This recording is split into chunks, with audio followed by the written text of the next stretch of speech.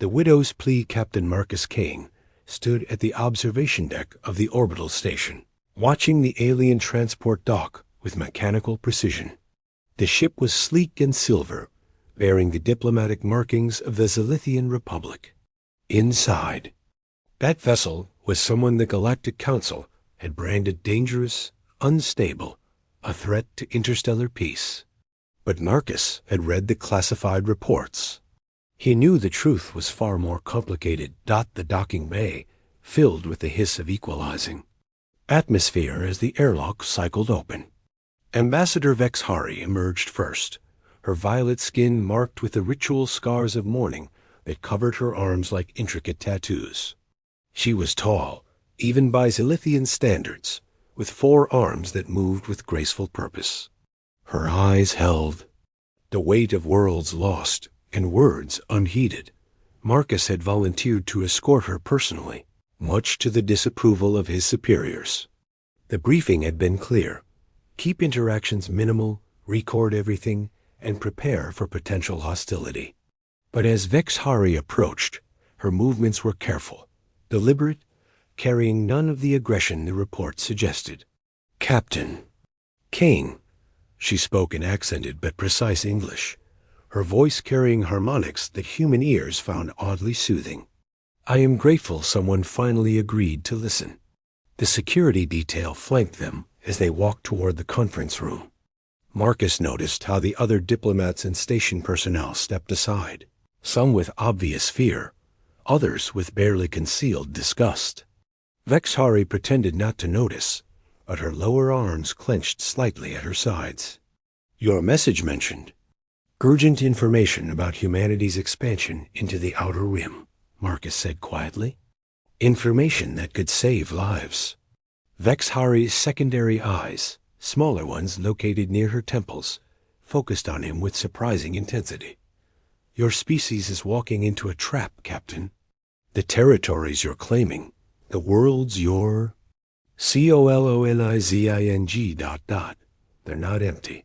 They're forbidden for reasons your Galactic Council chooses to ignore."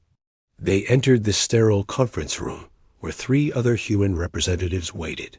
Director Harrison from Colonial Administration, General Torres from Military Intelligence, and Dr. Vega from the Xenobiology Institute. Their expressions ranged from skeptical to hostile. "Let's get this over with," Harrison muttered, activating the recording device. "State your claims, Ambassador."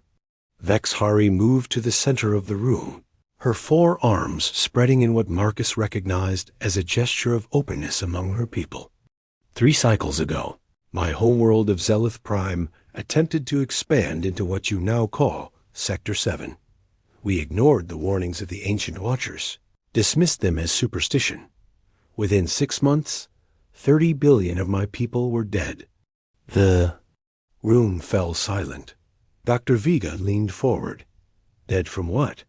"Our surveys show no hostile life forms, no environmental hazards." "Because you don't know what to look for." Vexhari's voice carried a tremor of pain. "The entities that inhabit the deep space between those worlds, they don't exist in your dimension most of the time.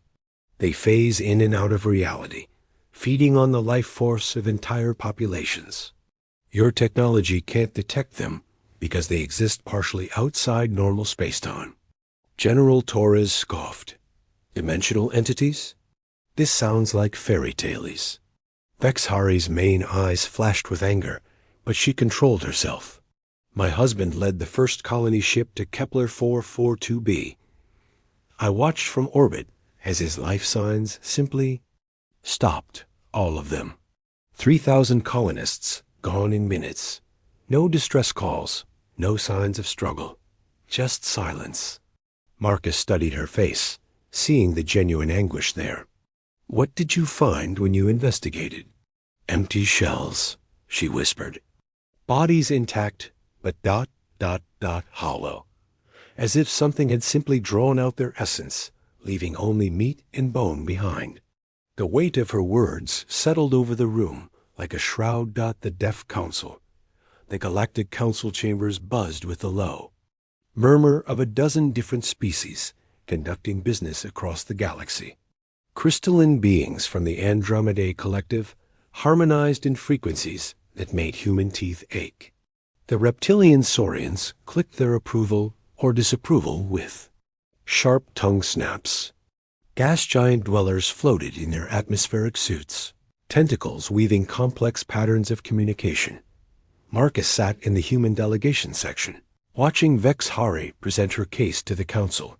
She had been speaking for 20 minutes, her forearms gesturing emphatically as she displayed holographic records of the Zilithian disaster.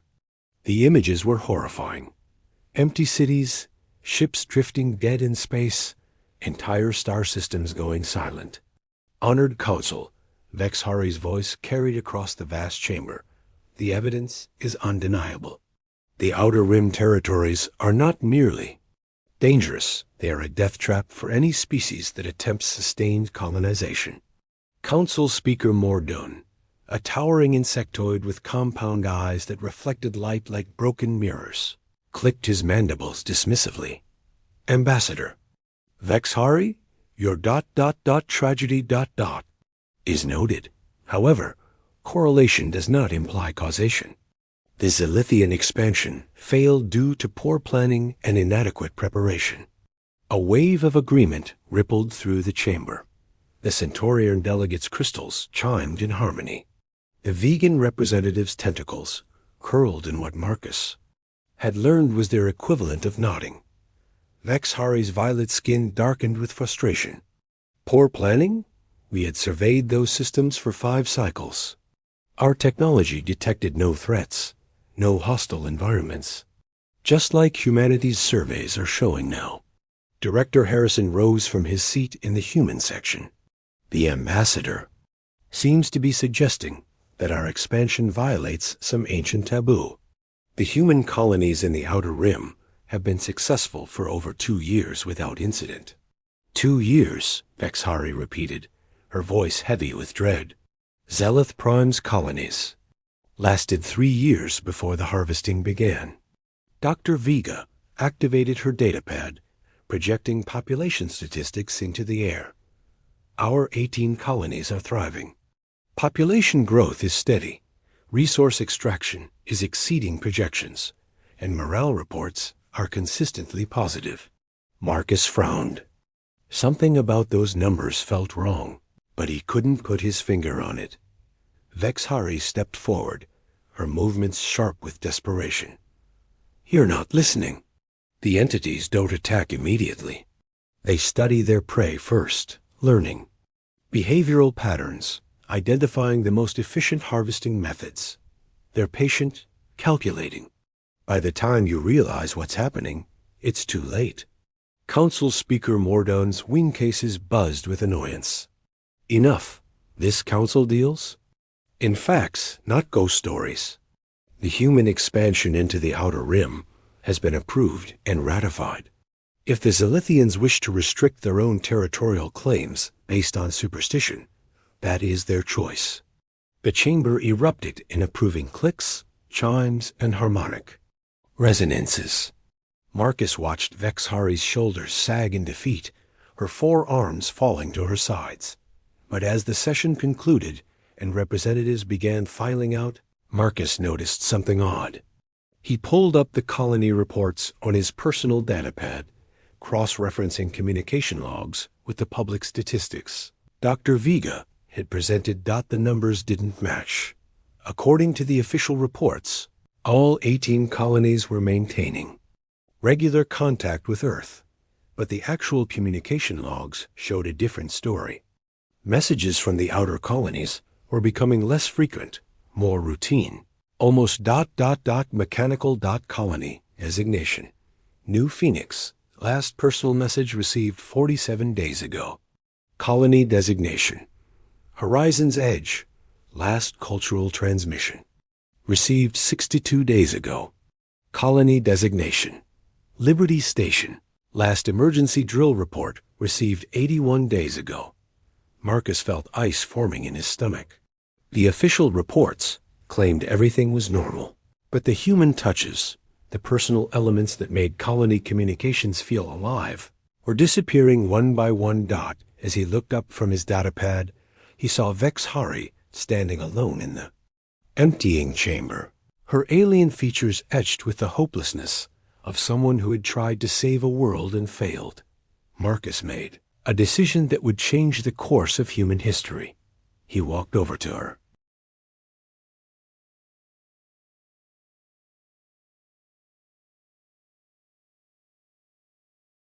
The Forbidden's Truth Marcus found Vex Hari in the station's observation lounge, staring out at the swirling nebula beyond. Her reflection in the reinforced glass looked haunted, her violet skin pale under the artificial lighting. She didn't turn when he approached, but her secondary eyes tracked his movement. "Your council has made their decision," she said quietly. "I expected nothing less." Marcus settled into the chair beside her, noting how other station personnel gave them a wide berth. "The communication logs don't match the official reports," he said without preamble. This time she did turn, her main eyes focusing on him with sharp interest. "You investigated? Basic data correlation. The kind of thing any security officer learns." Marcus pulled up his datapad, showing her the discrepancies. Personal messages from the outer colonies have dropped by 73% over the past 6 months. Cultural transmissions are down 85%. Even routine status updates are becoming increasingly sterile. Vex Hari's forearms moved in what he was beginning to recognize as gestures of confirmation among her people. It begins slowly. The entities don't simply consume life force. They study consciousness first. They learn to mimic normal behavior, sending routine reports to prevent investigation. "You're saying something is impersonating our colonists?" "Not impersonating, puppeting." Vex Hari activated her own device, displaying a complex energy signature that looked like nothing Marcus had ever seen. "This is what we detected in the final transmissions from our colonies. A resonance pattern that exists partially in normal space and partially in what your scientists call dark matter." Marcus studied the readings. "How do we detect them?" "We couldn't, not until it was too late. But your species, you might have advantages we lacked." Vex Hari's expression grew thoughtful. "Zilithians are primarily telepathic. We communicate through controlled brainwave patterns. The entities learn to intercept and replicate those patterns with disturbing accuracy. Humans are different. Humans are chaotic. Your thoughts are scattered, illogical, driven by emotion as much as reason. It might be harder for the entities to perfectly mimic human consciousness." Marcus felt a chill run down his spine. "You're talking about a war against something we can't see, can't touch, and barely understand." Vex Hari nodded grimly. "A war. Your species is already losing, whether they realize it or not." They were interrupted by the approach of Lieutenant Commander Jessica Park, Marcus's communications officer. Her expression was tense as she handed him a priority message tablet. "Sir, we just received this from Colonial Administration. They want an immediate report on your interactions with the Zilithian ambassador." Marcus read the message quickly, his jaw tightening. "They're ordering me to cease all contact with you immediately and report to debriefing. They're afraid of what I might tell you," Vex Hari said. "The council species who survived encounters with these entities have learned to stay quiet. It's easier to let newer species make the same mistakes than risk becoming targets again." Jessica glanced between them nervously. "Sir, what's really going on?" Marcus made another decision that would define his career. "Commander Park, I need you to run a deep analysis on all communications from our outer rim colonies. Focus on linguistic patterns, emotional content, and psychological markers. Compare recent transmissions with baseline samples from the first year of colonization." "Sir, that's going to take hours, and Colonial Administration expects your report." I don't care what Colonial Administration expects." Marcus turned back to Vex Hari. "What do you need to prove this threat is real?" Vex Hari's eyes widened with surprise. "You believe me? I believe the data. And the data says something is very wrong in the outer rim. Marcus stood, decision crystallizing. In his mind, what would constitute proof that even the council couldn't ignore? Bexhari was quiet for a long moment, her four arms moving in complex patterns as she considered. A direct encounter, evidence of the entity's true nature. But that would require ... double quotes. Going to one of the affected colonies? Yes, and it would almost certainly be a suicide mission. Marcus looked out at the stars, thinking of the 18 colonies, of thousands of human families who might already be lost. Then we better make sure we survive it. Behind them, Jessica had grown very still. Sir, are you talking about going against direct orders from Colonial Command? Marcus met her gaze steadily. I'm talking about saving human lives. The question is whether you're with us or not. The last transmission, the modified courier ship Defiance, dropped out of hyperspace at the edge of the Kepler 442 system, its stealth systems immediately engaging. Marcus had requisitioned the vessel through channels that wouldn't be traced back to Earth Command for at least 72 hours. Hopefully, that would be enough time. Jessica Park worked frantically at the communications console, her fingers dancing across holographic interfaces as she attempted to establish contact with New Phoenix Colony. Beside her, Vex-Hari monitored readings from Zilithian sensors that she'd integrated into the ship's systems, creating a hybrid detection array unlike anything in human or alien databases. I'm getting responses from the colony, Jessica reported, her voice tight with concentration. But they're odd. Marcus leaned over her shoulder, studying the incoming data streams. Define odd. The responses are technically correct, but they're arriving exactly 7 seconds after each query. Every single time. No human operator maintains that kind of precision. Dr. Elena Vasquez, xenobiologist Marcus, had recruited for this mission, looked up from her own readings. That suggests automated responses, but New Phoenix doesn't have AI systems capable of this level of conversation. Vex-Hari's secondary. Eyes focused on her scanner display. I'm detecting the resonance pattern. Faint, but growing stronger as we approach the inner system. Marcus activated the ship's long-range visual scanners, focusing on New Phoenix Colony's main settlement. What he saw made his blood run cold. The colony appeared normal from a distance. Buildings intact, vehicles moving along planned routes, even agricultural systems showing signs of recent maintenance. But there was something fundamentally wrong with the movement patterns. Enhance Sector 7, he ordered, pointing to a residential. Area. The image zoomed in, revealing human figures walking through the streets. They moved in perfect coordination, their gait identical, their paths forming geometric patterns that no natural human crowd would create. Jesus, Jessica whispered. They're walking in mathematical formations. Dr. Vasquez ran the movement patterns through her analysis software. These aren't random human behaviors. The spacing is precise, the timing synchronized to a degree that would require extensive training or external control. Vex-Hari finished grimly. Marcus opened a communication channel to the colony. New Phoenix Control, this is Captain Kane aboard the courier vessel Defiance. Request permission to dock for routine inspection. The response came exactly 7 seconds later, in a voice that sounded human, but carried no emotional inflection. Permission granted, Captain Kane. Proceed to docking Bay 7. Welcome to New Phoenix Colony. That was Colony Administrator Patricia Mills, Jessica said, checking her files. But I knew Patricia Mills. We served together on the Titan station. She never spoke like that. Vex-Hari's forearms moved in agitation. The entities have consumed the original consciousness, but maintain the memory patterns. They can access facts, names, procedures, but they struggle with emotional authenticity. Dr. Vasquez activated the ship's biological scanners as they approached. The docking bay. I'm reading life signs, but there. Uniform.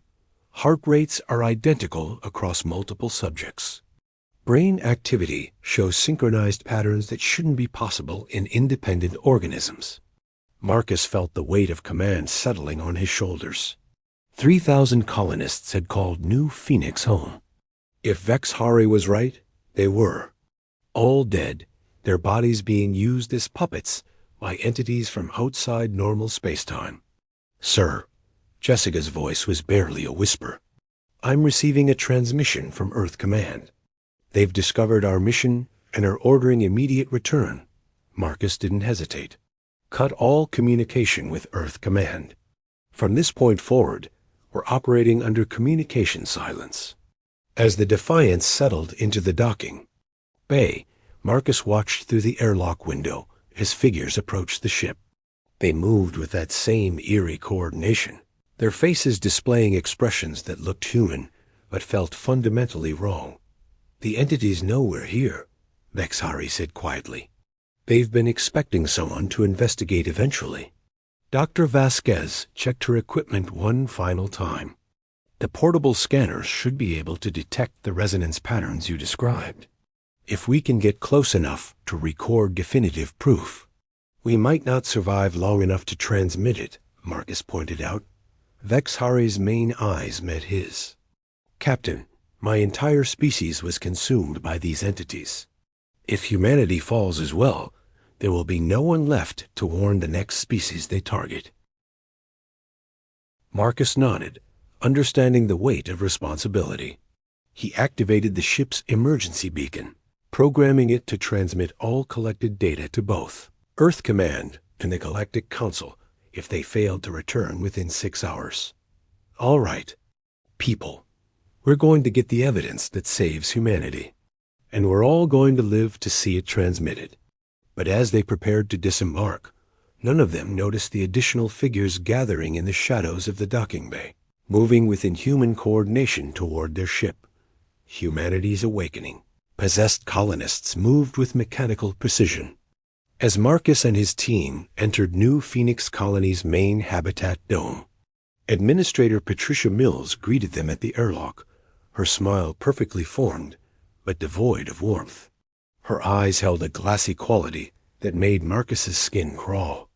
Welcome to New Phoenix, Captain Kane, she said in that same emotionless tone they'd heard over the radio. We are pleased to accommodate your inspection. Dr. Vasquez discreetly activated her resonance scanner, the device hidden within her medical kit. The readings immediately spiked, confirming Vexhari's worst fears. The energy signature was identical to what the Zilithians had detected during their own colony disasters. As they walked through the settlement, Marcus noticed the disturbing details. Children played in the recreation area, but their games followed identical patterns repeated exactly every 12 minutes. Workers in the agricultural section moved in perfect synchronization, their movements precise to the second, even casual. Conversations between colonists followed scripted patterns. The entities are learning, Vexhari whispered, her forearms tense with anxiety. They're better at mimicking human behavior than they were with my people. Jessica monitored her communications equipment, picking up data transmissions between the possessed colonists. They're sharing information through some kind of quantum entanglement network. Each individual has access to the collective knowledge of all the others. Administrator Mills led them to the colony's central hub, where dozens of possessed humans worked at various stations. Their movements were so coordinated, it was like watching a single organism with multiple bodies. Dr. Vasquez, Marcus said quietly, how long do you need to get definitive readings? 2 more minutes to confirm the resonance patterns match Zilithian records exactly. But as she spoke, Administrator Mills turned toward them with an expression that was no longer attempting to appear human.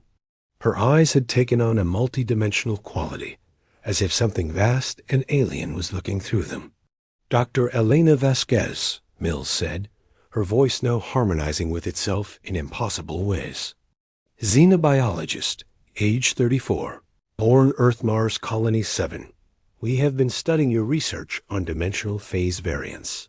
The possessed colonists throughout the hub stopped their work simultaneously, all turning to face the investigators. Hundreds of eyes focused on them with identical expressions of cold intelligence. You are here to gather evidence, they spoke in unison, their voices creating a harmonic resonance that made the air itself vibrate. Evidence that will be meaningless. Your species will join ours, as the Zilithians joined ours. Vexhari stepped forward, her forearms spread in a gesture of defiance. Not if we can help it. The entities laughed through their human puppets, a sound like breaking glass harmonized across multiple frequencies. Ambassador Vexhari, the last free Zilithian. We have been waiting for you to lead others to us. Now, Marcus shouted, Doctor. Vasquez activated every scanner simultaneously, flooding the area with detection signals that revealed the entity's true nature. The air itself seemed to tear, showing glimpses of the dimensional parasites that existed partially outside normal space-time. They were vast, writhing things that fed on consciousness itself, leaving behind empty biological shells. Jessica triggered the emergency beacon, transmitting everything they'd recorded directly to Earth Command and the Galactic Council. The data stream included visual proof of the entities, resonance patterns, and Dr. Vasquez's analysis of their interdimensional nature. The possessed colonists moved to stop the transmission, but Marcus had planned for this. Hidden charges throughout. The habitat dome detonated, not to destroy, but to disrupt the quantum entanglement network that connected the entities. For a brief moment, the puppets collapsed as their controllers lost coordination. In that window, the real Administrator Mills surfaced, her consciousness fighting to break free. They're in the deep ships, she gasped, her voice now genuinely human. The harvest ships. Beyond the heliopause of every system, they've taken. If you can find them. The entities regained control, Mill's expression going blank again. But the damage was done. The transmission had been completed. Marcus grabbed Vexharia's arm as alarms began sounding throughout the colony. Move! Back to the ship. They fought their way through corridors filled with possessed colonists, the entities no longer bothering to maintain human facades. The puppets moved within human speed and coordination, but they still operated within the limitations of biological bodies. As the Defiance lifted off from New Phoenix Colony, Jessica confirmed that their transmission had been received by Earth Command.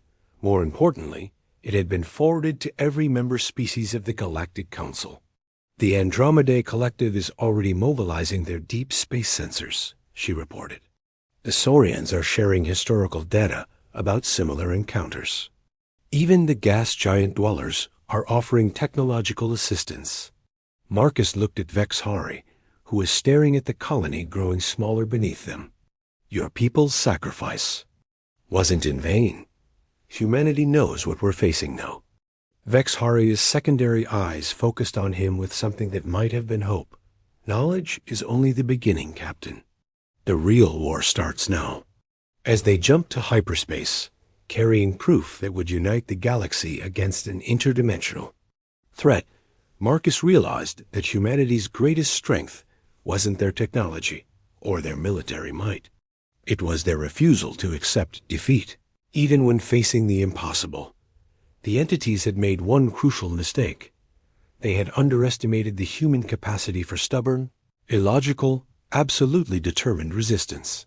Behind them, New Phoenix Colony continued its puppet show, but now the galaxy was watching, and the galaxy was preparing to fight back.